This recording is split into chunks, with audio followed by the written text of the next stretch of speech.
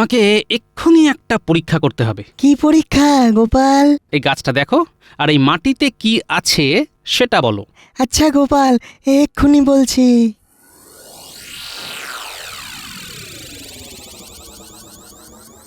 এ তো গোপাল রাসায়নিক বিষক্রিয়া। হ্যাঁ, এই মাটিতে একটা বিষাক্ত রাসায়নিক লবণ মেশানো হয়েছে, তার ফলে জীবন্ত গাছ সব মরে গেছে। শোনো বিজ্ঞানী, তুমি এর থেকেও একটা বিষাক্ত রাসায়নিক বানাও, যেটা ছড়ানোর ফলে জীবন্ত নয়, মৃত গাছও পচে যাবে।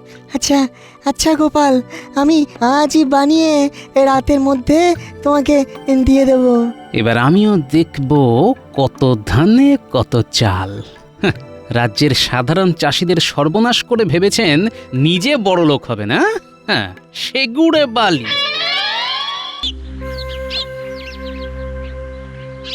এবার আর জমিতে ধান চাষ হবে না মনে হচ্ছে। তা যা বলেছো তুমি, আগের বার ধান বেচেও তো তেমন লাভ করতে পারিনি। যেটুকু রোজগার হয়েছে সব সংসার চালাতেই চলে গেছে। ও পুঁটির বাবা, তুমি কিছু একটা ভাবো, নইলে তো আমরা সবাই একেবারে না খেতে পেয়ে মরে যাবো গো। আমি কি আর করব বলো তো, আমিও তো তোমাদের মতন চাষ করেই খাই। তোমার তো গোপাল দাদার সাথে খুব খাতির। তুমি একবার গোপাল দাদাকে বলে দেখো না, যদি আমাদের জন্য কিছু ব্যবস্থা করতে পারে। কি হয়েছে কি? গোপাল দাদা কি করবে? হ্যাঁ, এই দেখো না গোপাল দাদা, কি মুশকিলে পড়ে গেছি।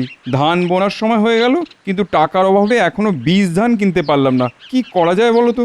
সে কি, বর্ষা আসতে তো আর বেশি দিন বাকি নেই, তা কবে চাষ করা শুরু করবে? হ্যাঁ, তুমি তো বোঝো গোপাল দাদা, আমাদের অভাবের কথা বলতে বাকি নেই। আমাদের জন্য কি কিছু একটা ব্যবস্থা করা যায় না?